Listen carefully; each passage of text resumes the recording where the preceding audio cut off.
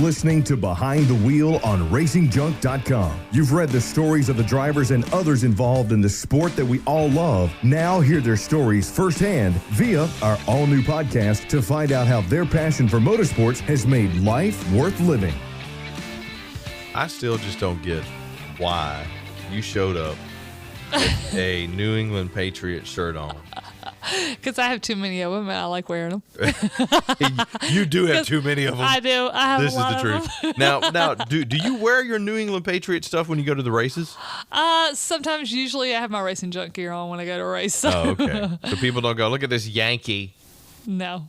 Oh. No, but I do wear it during the football season, and I do wear most of my gear during the game. Do you have a pair of Ugg boots? No, I do not. You need to get a pair of Ugg boots. No, I'm not doing that. Like Tom Brady. No, I don't want. Well, if you haven't told by now, well, boy, you getting an earful now, ain't you? That is Little E, Ellen Richardson. I am Chris Tater Young, and this is Behind the Wheel on RacingJunk.com. We want to thank our recent guest, Car Chick, and founder, Jeanette Desjardins. He's got it down. Let me tell you what, that name alone, I just want to change mine. For joining us to tell us how her motorsports organization inspires and encourages young women to chase their automotive and racing dreams.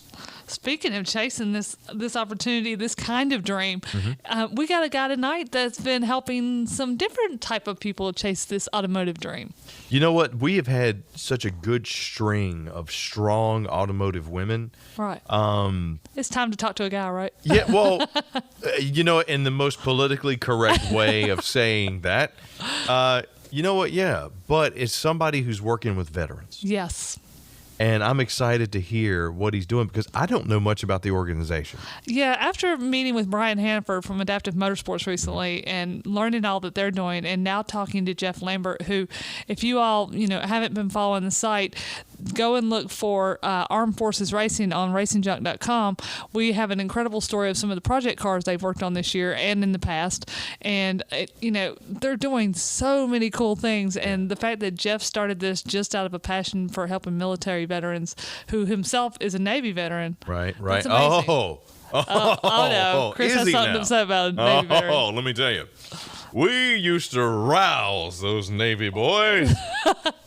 So, I mean, being an Army vet, I'm going to have a lot of fun with him. You are. This is going to be good. Now, hopefully, he can take it all in stride. Oh, yeah. Jeff is cool. I love all service members. Right. No matter what branch they were in. But, part of that brotherhood, that sisterhood, that family is you're able to kind of rib each other. And, it's just part of the culture. So, I'm sure he'll be up for it. He'll be into it. And I'm just excited to learn about the Armed Forces Racing. I didn't know anything about it until you told me about it. Yes. After our last podcast. I just recently learned about him this year. So. And he's been around for a minute, right? Yeah. And they've been around for a few years, and I had no idea. So. Now he's building cars or something, right? Yeah. With veterans. Building some really cool kick-ass drag cars. Oh. And classic cars. Oh. And some very, very, very nice show cars that are specified to military veterans. Oh, dude. Okay. See, you've been holding out on me on this one. I know. Okay. I have. I've been holding this one in my pocket for a minute. Well, I mean, plus you knew with the military thing, I'd be all over it. Right, So, exactly. okay. We are coming up on Veterans Day here soon. So. Yeah, we are. So this is going to be exciting. All right, so we're going to have Jeff Hannaford. Jeff Lambert. Jeff Lambert. He don't know his last name. I don't know what I'm doing. I'm surprised I'm even able to walk through the door half the time. I know, right? We're going to have Jeff Lambert with Armed Forces Racing, which I'm excited about. Lil Lee's over here beaming. She's got something in her pocket. I don't know what it is, but she knows I'm going to be all over it with this one. He's going to be joining us here in just a few minutes, so don't go anywhere. Behind the Wheel on RacingJunk.com. We'll be right back with Jeff Lambert. Attention racers, race fans, and gearheads. If you're looking to buy, sell, or trade the stuff that stokes your engine, then check out RacingJunk.com. RacingJunk.com is the world's #1 online racing and performance classifieds, where you'll find what you need to rock your ride. Check us out at RacingJunk.com. Racing and performance classifieds built to go fast. So we are back behind the wheel on RacingJunk.com, and as we mentioned earlier, Lil E, we got Jeff Lambert from Armed Forces Radio joining us. Jeff, Racing, not radio. same thing. Jeff, how you doing, buddy? Hey, I'm good, man. How are you? Doing well. Speaking of Armed Forces Radio / racing, now which branch of the service were you in? I was in the Navy. Oh. Yeah. Oh, see, okay, yeah. So life on a boat, huh? Yeah, it's just like the Army, but for smart people. I love hearing all your military banter. Okay, yeah. See, I can't. I got nothing for that because he's right. Yeah, he's right. Yeah. And he probably did a lot more than you did in the military, so I'm not going to down him. Oh, for that. way more. Plus, he can actually has balance. And you see me walk. I can't walk straight. It's sad. So Jeff, for those who don't already know about Armed Forces Racing and the Project Car story, your background. Let's start right there. How did a Navy guy go from military service to all of a sudden you got this nonprofit that's building a vehicle? Oh, man, that's a long story. I'll try to make it short, but I was in the Navy. When I got out of the Navy, I became a golf professional, and I was actually a college golf coach working out of town, and my wife was traveling, and I went back and forth. She'd come see me, or I'd go see her, and one weekend we just didn't meet up, and I showed up out at a drag strip just for something to do, and just fell in love with drag racing, and that was like in 2002. And so I decided that I had to have a drag car, and so while I was coaching college golf and being a golf pro and working, teaching lessons and things like that, in my spare time, I started building a drag car. Now, hang on. Yeah. So you went from the military to being a golf pro, but you were on a boat for most of your career. How the heck does that work out? Well, so, all right. I went to school. I went to college on a golf scholarship. Okay. Okay. All right. So, and when I went to college, I found out that there was a whole lot more than going to class when I went to college. So I didn't do so well the first time around. Right. And when I got home, because they wouldn't let me go to classes anymore, Dad said, "You've got 3 months, and you're out of here." And I believed him. So I went and joined the Navy.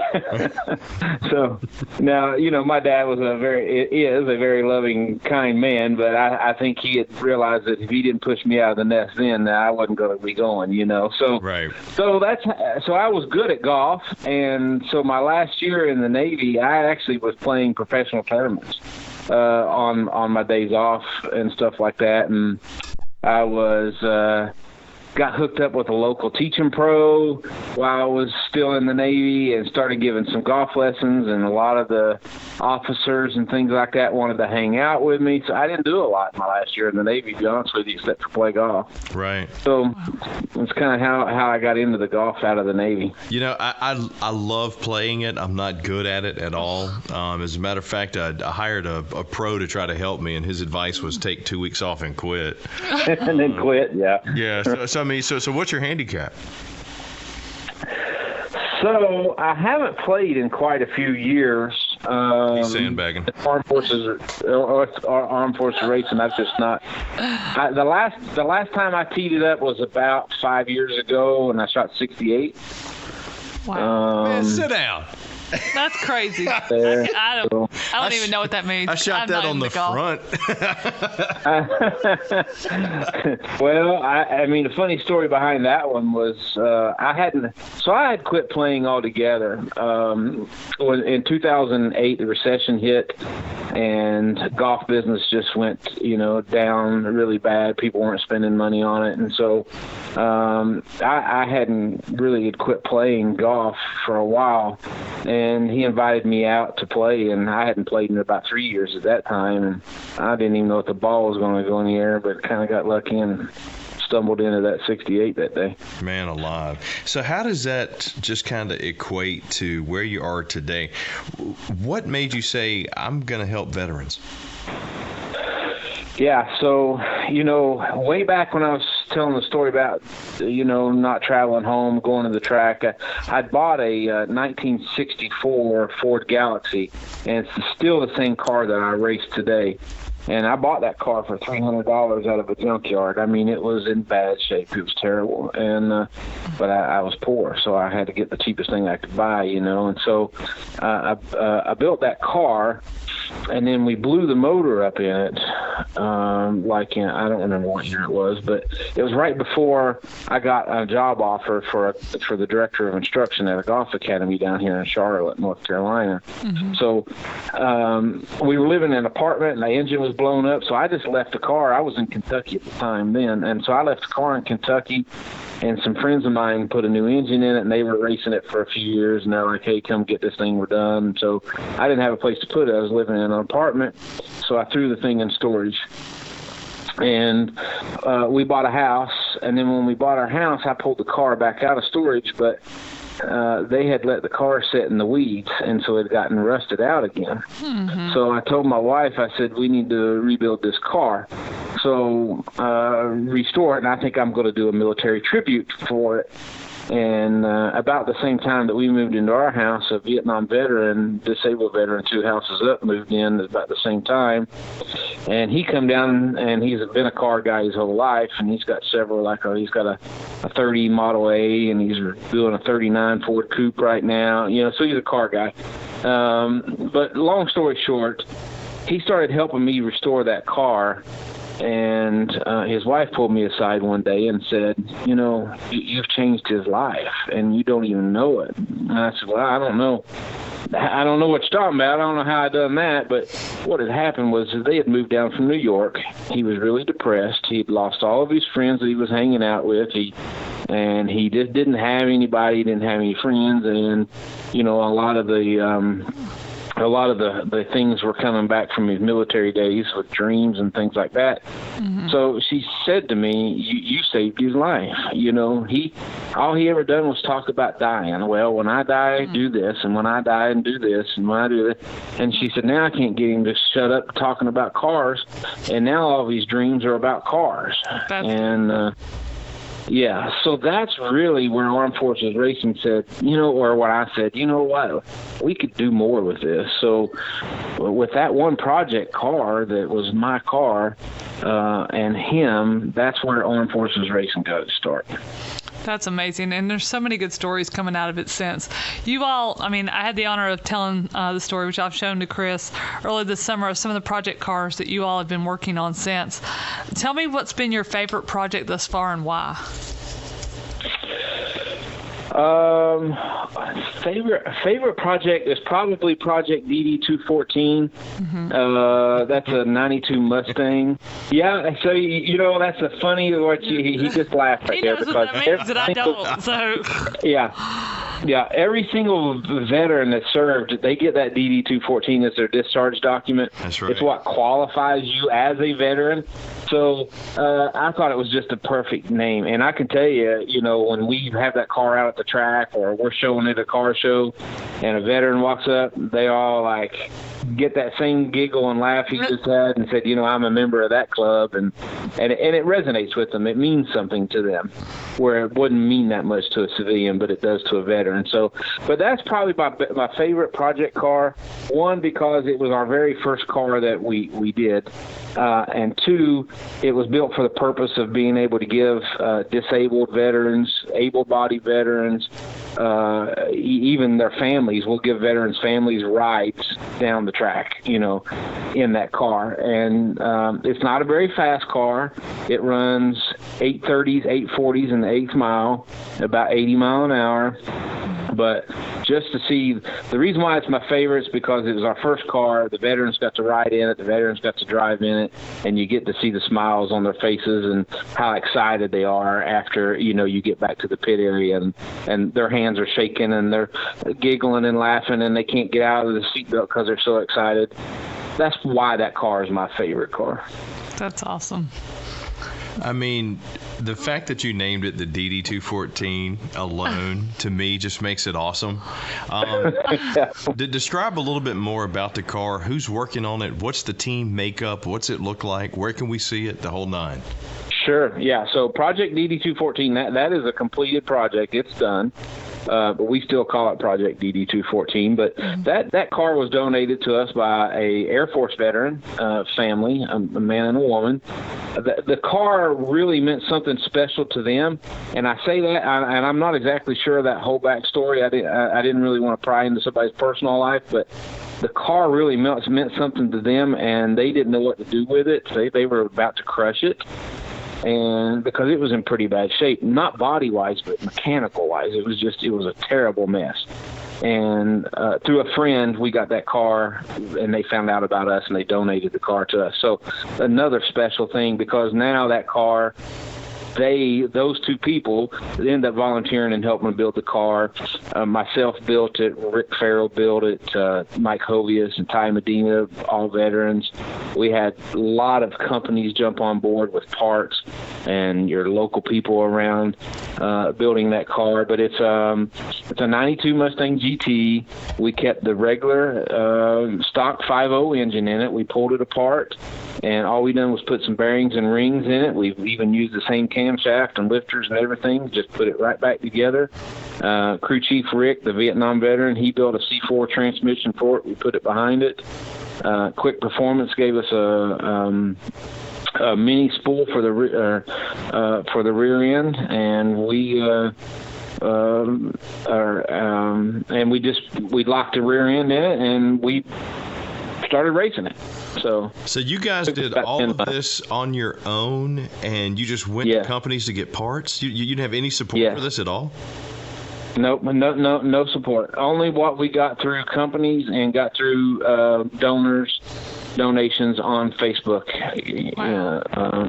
Trying to get social media out there and getting people to give money to it. Mm-hmm. I mean, you talk about giving, especially our veterans, giving a veteran a purpose, and giving them something fun to do. This is spot on. I don't see why anybody wouldn't want to jump on this. Oh, I know. You should see their latest project. Jeff, tell us a little bit about the Purple Heart car, which is actually my favorite, but of course I do have an affinity for purple, so. Yeah. My hair is literally purple as we speak. It is. It's purple now, yeah. Affinity for, and if you ever say Purple or Tom Brady, she's on board. Hey, I saw Tom Brady play. Being a Navy veteran, I got to go to the Tennessee Titans one time and hand out the foam fingers at the gate, Oh, yeah. And after doing that, they allowed us to go onto the field for volunteering, being a veteran. We got to stand on the sidelines for the game. Yeah, that is so cool. And I'm not a New England Patriots fan, but I am a fan of somebody that's great at whatever it is they do. Right. And I know he gets a lot of bad rap, and yes, he does. But I think a lot of times people just talk smack about somebody because they're better than them. But that's exactly right. Thank you, Jeff. No. But there's no doubt that when I was watching that game, you could tell he was the best player on the field. And right. True that. I became a fan of the man just for his playing ability alone. And let's just clarify, Jeff. You're talking about Marcus Mariota. No, you wish. You wish. So, I mean, but sometimes cheaters do win. Oh, whatever. Marcus Mary. I've never heard of her. Who is that? Oh, SmackDown. Look, that's a Navy Army thing right there. See, they just hate us because they ain't us. That's all. They just hate us because they. Well, it's kind of like Richard Nixon. Everybody cheats. He just got caught. Oh yeah. Okay. Was waiting for Belichick and Brady to get caught. We have been caught. Thank you. That's awesome. This purple car just sounds like it's the bee's knees, Daddy. Oh God, please. Yeah, Yeah, so He's too old. IHRA opened up opened up a street class this past year, and that street class was the first time they've ever had that, where you had to have a street legal car, tagged and titled, that kind of stuff, and then you got to actually compete at the World Bracket Finals, and they've never had that class open for that before. So I thought we would build a car for that.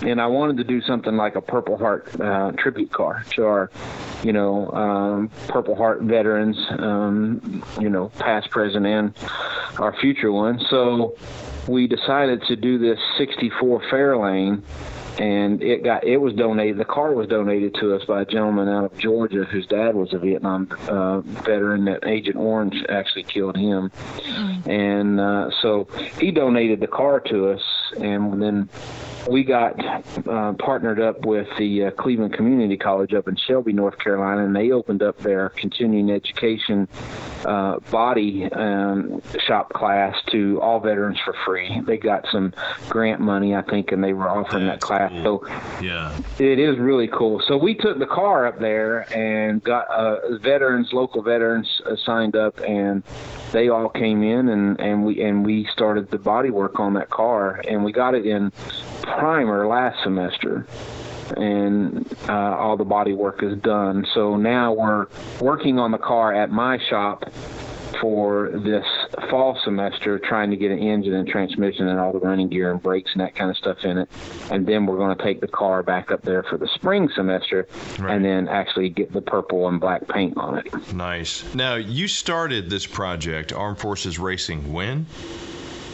Well, I started it about 2015, but we actually officially became a 501c3 and got our incorporation in December of 2017. So you've done all of this in 2 years, basically. And basically 2 years. 4 years, really. But all of those projects with no backing. Exactly. I mean, none. College, yeah, they really haven't had any backing. That's amazing. So Jeff, do you have any more success stories or anything that's kind of sticks out in your mind as far as, let me tell you about this one? Yeah, like especially stories. We definitely like to hear about those. Yes, I do. So we've got a gentleman out of Tennessee who called me up, and he said, I want to do the same thing. I want to do what you're doing, or I want to be involved in what you're doing. Now, this guy is he was a helicopter pilot in the Army. Done a lot of stuff with the Special Forces guys, flying them around. And I don't know how many people actually know this out there, but when you're over there in Iraq and Afghanistan or whatever, when you pick up a bottle of water, the very first thing you have to do is squeeze it. And the reason why is because they'll get into your water supply, and then they'll stick needles and poison your water. So if you squeeze it and water doesn't come out the side of the jug or the lid, then you know it's not been tampered with, right? So that's scary. And I tell that because his water got poisoned, and they actually got into his barracks where he was sleeping, and he picked up bottled water and squeezed it, but nothing came out, and he drank it and got poisoned, and it just dang near killed him. Gosh.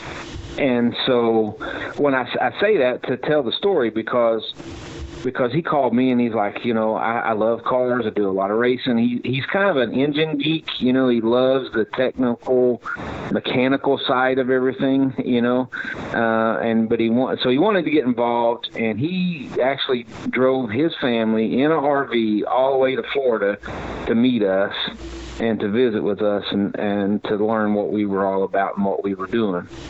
And when he got home, he called me and he's like, all right, I'm all in. How do I get involved? Well, through guidance and things like that, he ended up starting his own program. It's not an official nonprofit program, but it's called Top Secret Speed, and he gets veterans over to his shop building engines, and he takes them out. And he does the big no prep stuff, and so he takes them out. And so he's I guess what I'm saying is I'm more proud that I could help someone else start a program similar, that absolutely had no purpose, because it's exactly what he told me. He said, when they took my pilot license away from me, I felt like I had no purpose in life, and you gave that back to me. Wow. So that's an amazing story. I mean, that's just, and you know, there's so many veterans out there that A, you know, have stories like that, and B, could benefit from working with Jeff and vice versa. So Jeff, how do we get more people involved? What do you need to grow the vision of the future for Armed Forces Racing? We have grown to the point now to where I actually had to quit my job. I had to quit because it took 40 hours a week. I was going to work, and then they'd ask me to stay over, and I'm like, I can't stay over. I got something else to do. It was that way all the time. And finally, No, actually at that time I was in the security business. Okay. So, he's had a lot of different jobs. He's like me. He's had a lot of different jobs. Hang on. So the boy can play golf. He can sail a boat. He knows how to build an engine, and he's a security officer that can take you down in less than 2 seconds. I was a corporate investigator. I investigated fraud and things like that. So. Wow. He's candy coating it. Jeff's one of those guys that could get you with the Vulcan death grip and just make you fall down. It's obvious that the projects and the organization has taken on a life of itself. Life of its own. So how do we get you help? Yeah. So donations that's or volunteer. I'm almost hesitant to say this, but we don't need any more cars. Yeah. We've grown to the point where I don't need project cars. I've got 6 of those going right now. Yeah, we didn't talk about them all. Yeah. I don't need more cars. Right. But I have to put these cars together, one, and then the cars that we do have together, it takes fuel and it takes oil and all these things it takes to keep these programs running, and it really is down to just if you want to donate, that's what we need, and I don't know if you know this or not, but right now we had a 63 Ford Falcon donated to us for the purpose of making money, so we're giving that car away, and for every dollar that people donate between now and November 2nd, they get their name in the drawing for this car. Mm-hmm. And so they could win a car for $1. And where do and we our goal donate? is you can go to armedforcesracing.org or go to our Facebook page at Armed Forces Racing. Either one of those places will you can. There's a donate button on the Facebook page, or you go to support our heroes on our website. Yeah, and I'm sorry I cut you off right as you said the goal that you guys are trying to raise. What number are you trying to hit? Yeah, we're trying to hit $10,000. Okay. So if I could get awesome. 10,000 people to give me $1. Okay. That's our goal. And we've got a big campaign going on Facebook there right now called #$1. So I have 2,800 friends just on my Facebook alone, and we've got over 5,300 followers now on our Facebook page. So if I could just get every one of those people to give me $1, we'd be 75% of the way there. Well, $1 and share it. Exactly. Kind of spread it. Mm-hmm. Yeah, exactly. And we'll make sure I tell people I tell everybody all the time, just go to your truck, go to your cup holder, pull out 4 quarters, and give it to me. There you exactly. go. Yeah. So everybody go to Jeff's house, bring your quarters. Yeah, right. Bring your change jar. And I'll take them. So if you get a mailbox full of quarters this week, you'll know why. So yeah. So how many vets do you have working on vehicles right now? So, that fluctuates. A guy told me one time when he was running a nonprofit for veterans, he said, you're going to have 3 different types of veterans. You're going to have one you'll see one day, you'll never see him again. You're going to have one that's going to hang around 3 months, then you'll never see him again. Then you're going to have some you can't get rid of. So,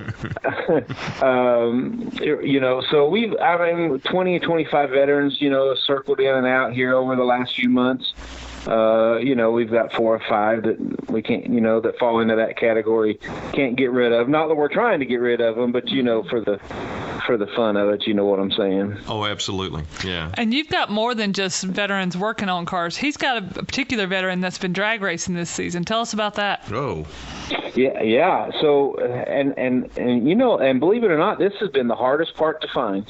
is somebody that actually wants a fully sponsored ride to be able to race. Because we've got one veteran, Rick. He's driving a car. The car is fully sponsored. You don't have to pay a dime out of your pocket whatsoever to race the car. It's a fully sponsored ride, and he's been racing the Point Series at Greer Dragway. Wow! And we were gonna open that up for the Point Series at Union County Dragway as well, because they were kind of opposite of each other. But we actually couldn't find any takers for that. So that's another thing. If veterans, if you're out there and you're looking for a fully sponsored drag car team to race the car for next year, make sure you get in touch with us. Wow. See, there you go. I mean, not many drivers can say, well, I just want to drive that ride, because most of the time they've got to bring sponsors with them. Well, at least the and, ones I know. and they also have to know how to drive, unlike one of us here. Yeah. You're talking about you, right? Well, I can't drive a drag car either, but we know you got your license suspended in Virginia. I so. mean, in a couple of states. Yeah. So, which kind of brings me to my next question. What are the parameters to be able to drive one of these vehicles you guys have created? Because I want to get behind the wheel of one of them. No, see, one of the parameters is you can't let Chris drive the car, because it will not survive. Military to military, I might have a few issues. Yes. Yeah. But we can get through that. We can get past that, right? I mean, you would let me get behind behind the wheel of one of them, right? Ellen, I feel so bad for you sometimes. I know, don't you? Yeah, me too. Yeah. I really do. I mean, he wants to blow stuff up, so I would just say no. It's not easy being a Patriots fan this day and age. So, I understand that sentiment that you're sending out, Jeff. He's so scared of the season coming. He really is. Well, in order to drive our car, we have programs that you have to go through. So we got different levels of programs. You got to start out as a crew chief, and then you start out as a ride-along veteran, and then you get to move into the getting to drive the car on test and tune nights, and then you pass our test, because we give tests. So it's just like the military. Right. If you have checklists you go through, it's got to be signed off. You got to prove that you can do this and do that, and then after you pass the ride-along stuff, and then you get to take the car down the track. Then you get through that program, then we'll let you race it. So when I say it's a fully sponsored ride to race, you still got to pass through our program, because we're not just going to let anybody that doesn't know what they're doing, go race it. In other words, Chris, that means you. Well, I mean, possibly. I'm not the sharpest tool in the shed, but I mean, the fact that Jeff and Armed Forces Racing is giving veterans a chance to learn all that stuff too. Exactly. Be a crew chief, learn how to do it, and then eventually drive it. That's phenomenal in and of itself. Yeah, it's given them a purpose. I mean, I've met many veterans, and they always tell me, or their biggest concern, they usually tell me, if they've recovered from an injury or whatever, is what do I do now? Because they may have spent most of their life in the military, or they got in the military young, and here they are, I don't know, 30, 35, and they're out of the military, and they're like, okay, now what? Right.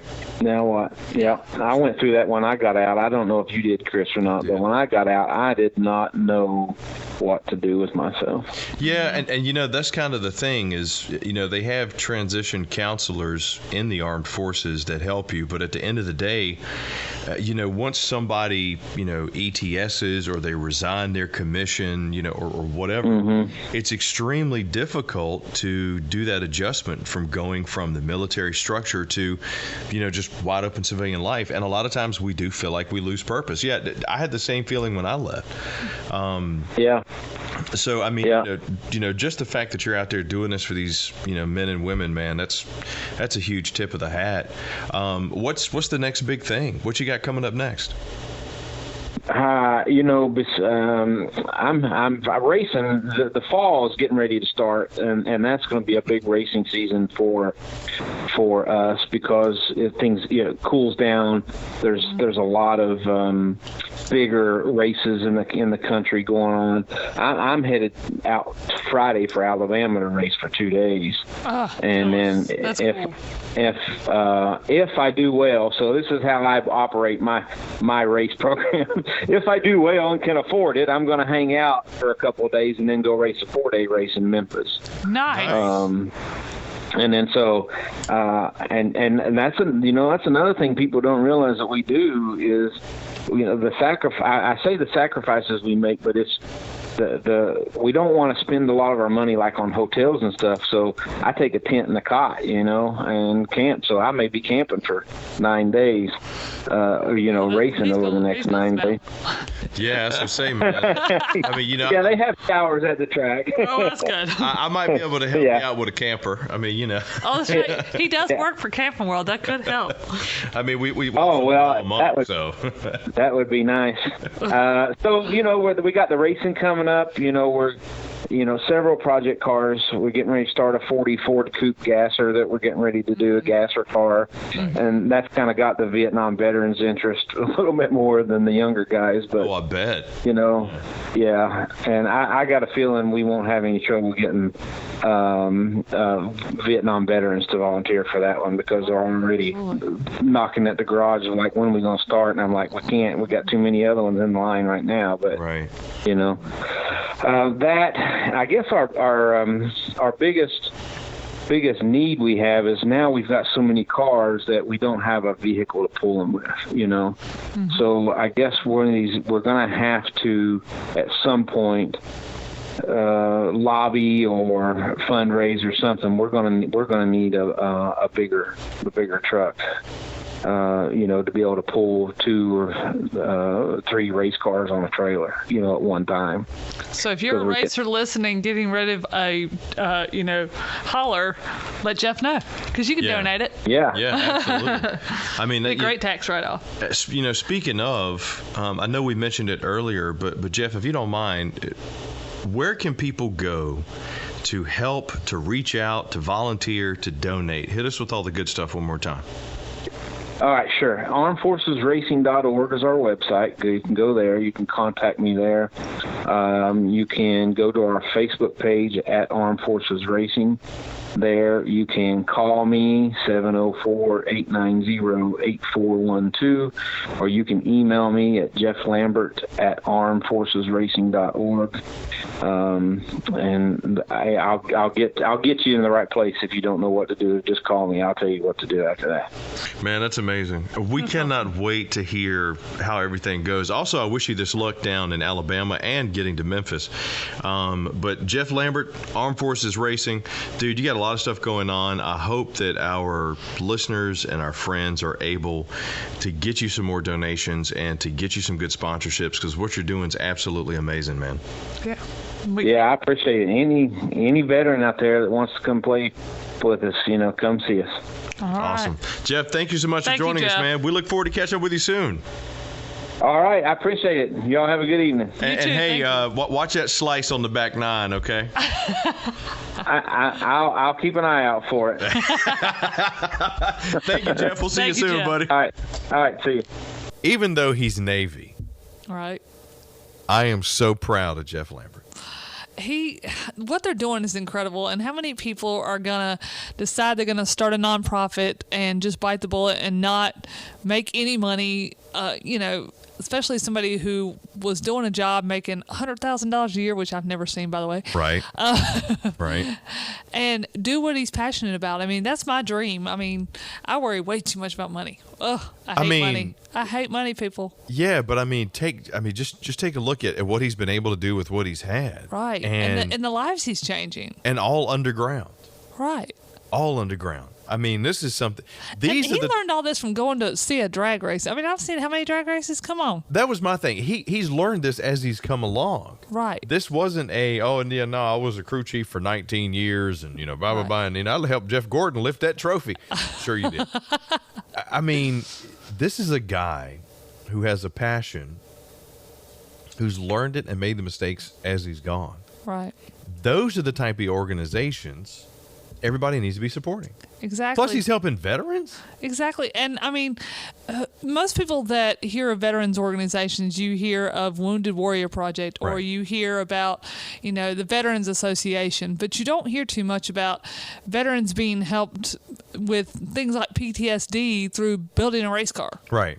I mean, how often do you hear that? Well, and the term probably doesn't apply here, but I call it the sub-channel means. It's the stuff that you don't think about. You know, all those programs are great. Oh my God, they do such amazing things. Yeah, but they're so well funded. They're well funded. They're well known else. about. Whereas Yes. this one, there's not a chief of psychology or chief of psychiatry who's at the head of it, giving them these actions to give these veterans. It's, hey man, you want to turn a wrench and help us rebuild a Ford Fairlane? Right. Okay. I mean, it's that unknown subconscious help by getting them involved. And I mean, if companies don't start jumping on that, they're missing the boat. Right. I mean, how often have you heard about, people being helped or being given like a purpose, in life by going down the street and helping a friend rebuild, a car? Ellen, I don't have friends. Well, there's a reason for that. And I wouldn't help them if I had them, which is probably why I know you wouldn't. That's why you don't have it. That's right. Because they've come to your door and asked for your help, and you just slam the door in their face. I So. usually throw either a boiling pot of rice or pasta at them. You're supposed to invite them for dinner, not throw dinner at them. Right? Yeah, no, actually, I got a couple of friends who are laughing now because I've done that. No, I mean, you're right. If you think about it, that's just that down the path thing that you could do as you go along. Yeah. And I mean, because I imagine, and some of the veterans I've spoken to in the past, that's the main thing. When they come back, they may not be injured, but they may have finished their service. And now it's time for them to be home, spending time with their families, raising their children. But they still are looking for their next, career move. I mean, anybody who's lost a job, you start thinking, now what? I mean, I've been there. I've not been in the military version of it, but I've been in the, okay, now do I want to stick with what I used to do, or is there time to do something else? well, and the great thing is, wounded or not, Jeff's organization is one that you can go do stuff with. Exactly. So if you're a veteran, And you don't have to go and have any kind of skill in this. You can Right. go and learn. right? Yes, yeah, exactly. You can learn to be a crew chief. You can learn to be a driver. You can learn to be a tech. Yeah. So veteran, non-veteran, disabled, not disabled, he's got it open to everybody. Right. So kudos to Jeff for, the foresight and the willingness to go ahead and build that, man. I'm proud And of that, some of brother. these cars they're building, wow, they're incredible. That Purple Heart car? I know. That's my dream car right there, y'all. You Anybody know who doesn't what? know that purple's my favorite color, when I saw that. Tom Brady's face is your favorite color. No, huh? it's not. No, it's not. Yes, with his UGG boots. Let me tell you, the Purple Heart car, and I hate saying this, but I don't mind saying it. If I ever get the keys, I'm stealing it. Oh, of course I you am are. stealing. He'll that. come and find you, though. He won't. No, he ain't finding me. I'm off grid, gone. I'm stealing that ride because that thing is gorgeous. Well, we are so excited once again. Lily, tip of the hat for getting Jeff Lambert. And thank you guys so much for joining us for this week's episode of Behind the Wheel on RacingJunk.com. More to come. We still have a lot more stuff planned. Oh, yes. We're in the thick of things. Plus, The race season might be winding down, but we're not. yeah, oh no, we're definitely not. Plus, football season's coming around, and Ellen and I have that heated rivalry between us in football season. That Good luck with your Bears, I'm just saying. even if you don't watch football, we're gonna make fun of some stuff that you should hopefully still enjoy. But we're always looking for input and ideas. Yes. So, what's the best way they can get a hold of us? Yes, if you want to suggest a guest to us, they don't have to be a racer. They could be somebody who's involved in the automotive industry, and let's face it, that never ends. So, and we're looking for unusual. We want to talk to guests that maybe we've never spoken to, or maybe those that we may not have thought of. Maybe they're not hugely known in the industry. We want to hear about them. So just get in touch with us, info@racingjunk.com. Comment on below at our podcast. We want to hear from you. Hit us up on Facebook. Hit us up on Twitter. We don't care. Anywhere you want to go. We're at Racing Junk on Twitter. We're at Racing Junk Classifieds on Facebook. Hit us up. Suggest someone, because, hey, I want to hear from you. And I don't. Sorry. People, he'll just listen to me. He just expects me to do all the work. I'll That's all. fake it. I'll be like, yes, yes, you're interesting. Yes, thank you. Yes. But in actuality, it's all Ellen.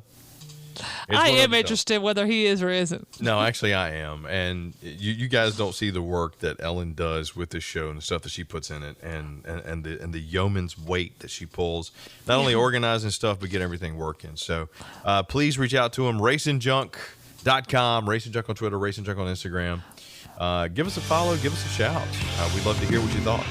And we look forward to catching you next time, right here on Behind the Wheel on RacingJunk.com.